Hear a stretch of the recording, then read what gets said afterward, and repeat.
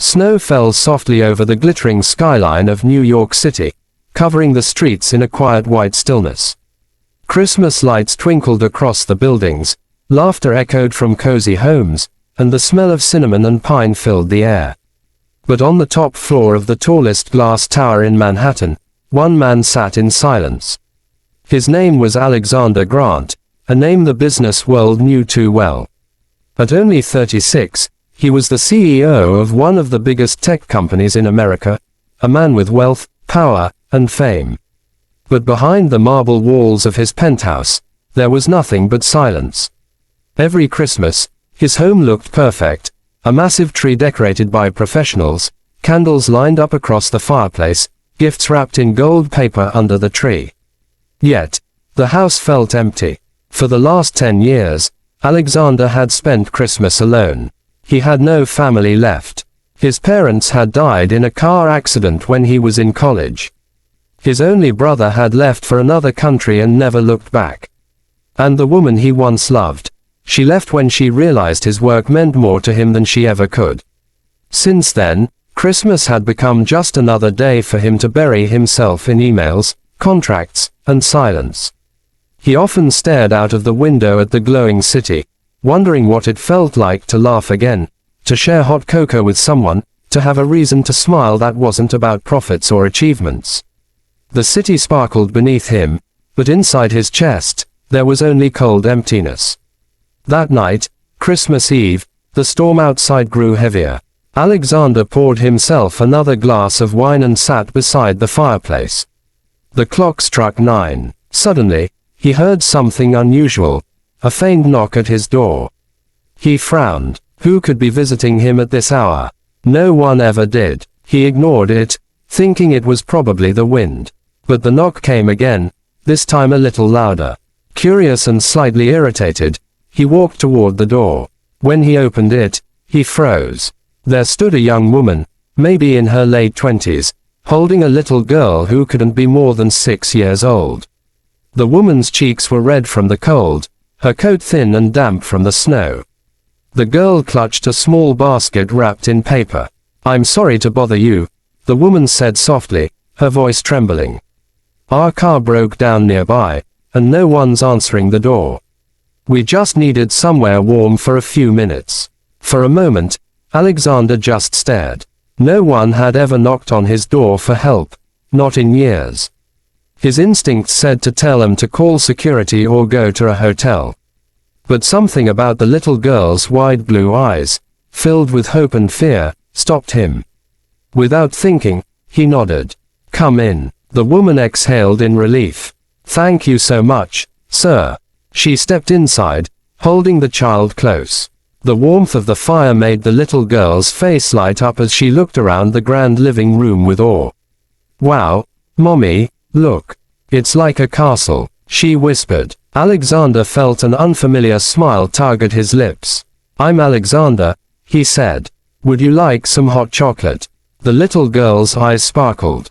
"Yes, please." "I'm Emma," the woman said politely. "And this is Lily." "Thank you again, Mr. Grant." He nodded and walked to the kitchen, his heart strangely unsettled.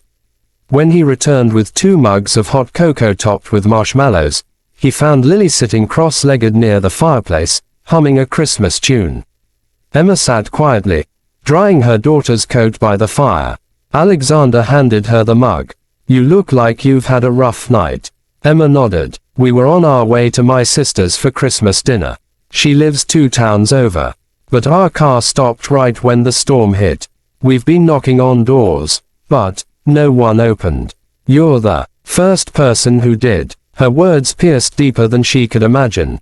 Alexander swallowed hard. "Most people prefer to stay inside during storms," he said softly. "Maybe," Emma said, looking at him. "But sometimes all someone needs is a little warmth." They talked for a while, mostly small talk at first. But as the hours passed, the walls Alexander had built slowly began to fade. He told her he was a CEO.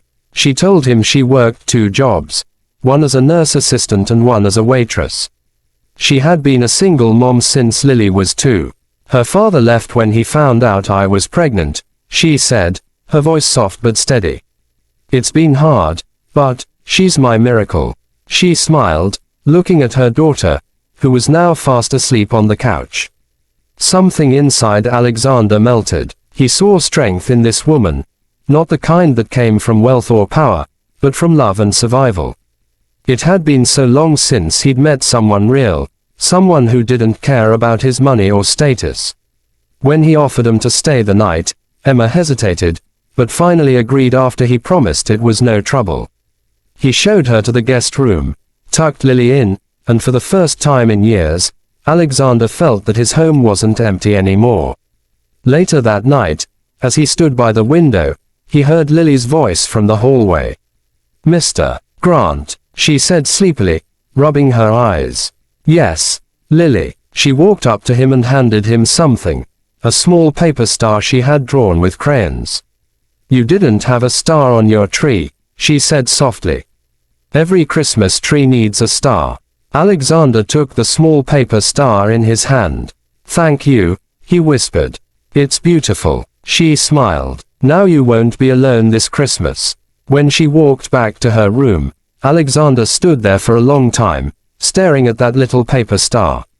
For the first time in years, his eyes filled with tears. He placed it gently on top of the grand Christmas tree. Somehow, that tiny hand-drawn star shined brighter than all the lights in his mansion. As the fire crackled and snow fell outside, Alexander realized something. Maybe Christmas wasn't about gifts or grandeur. Maybe it was about warmth, kindness, and unexpected visitors who brought light to a heart that had forgotten how to feel. The next morning, the storm had passed. Sunlight streamed through the tall windows, turning the snow outside into a sparkling sea of diamonds. The smell of freshly brewed coffee filled the house. Alexander found Emma in the kitchen, trying to make breakfast. She turned quickly when she saw him. "Oh, good morning, Mr. Grant. I was just, trying to make pancakes. Lily loves them." He chuckled softly. "Please, call me Alex. And you didn't have to cook." Emma smiled shyly. "It's the least I can do. You helped us when no one else would." He looked at her, really looked at her, as she moved around his kitchen with quiet grace. It had been so long since anyone had stood there, so long since laughter had filled that space. Lily came running in, wearing one of Alexander's oversized t-shirts, her hair messy but her smile radiant.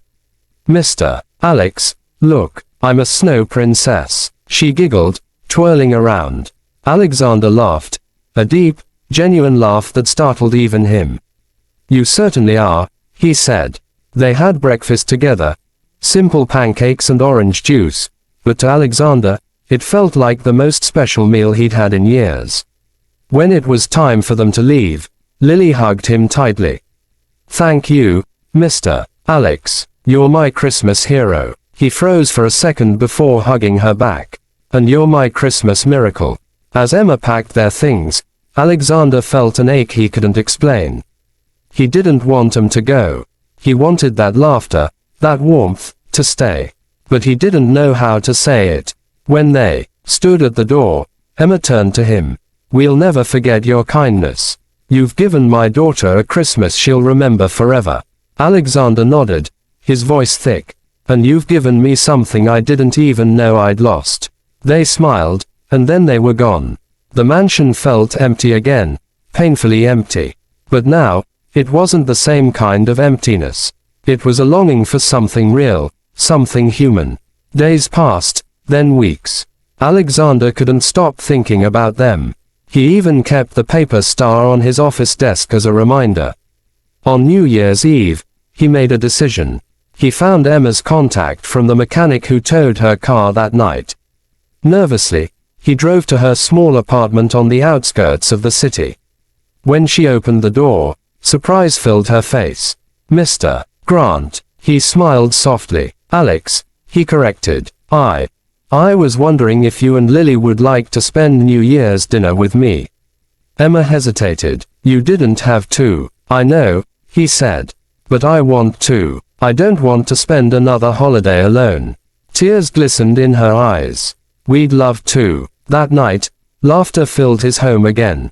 Lily played piano, Emma helped him cook, and for the first time, Alexander felt like he was part of something real. The mansion wasn't cold anymore. It was a home. Months passed, and what started as kindness turned into friendship, and friendship into something deeper. Alexander found himself waiting for their calls, visiting them on weekends, and slowly, his frozen heart began to thaw completely. A year later, on Christmas Eve, Alexander stood by the same window, holding the same little paper star. Behind him, laughter echoed, Emma and Lily decorating the tree. "Daddy, don't forget the star," Lily called. He smiled, walking over and placing it gently on top. The little paper star still shone bright. But now, there was something even brighter: love, family, and hope. He looked at Emma, his heart full. "You two gave me back my Christmas," he said softly. Emma smiled. "No, Alex, you just needed someone to knock." The snow fell gently outside, but this time, it wasn't cold. It was beautiful, because the man who once waited alone every Christmas had finally found his reason to smile again. And as Lily laughed beside the tree, Alexander whispered, "Merry Christmas, my family." If this story touched your heart, don't forget to like, share, and subscribe, because every story we tell reminds us that miracles can knock on any door, even yours heart.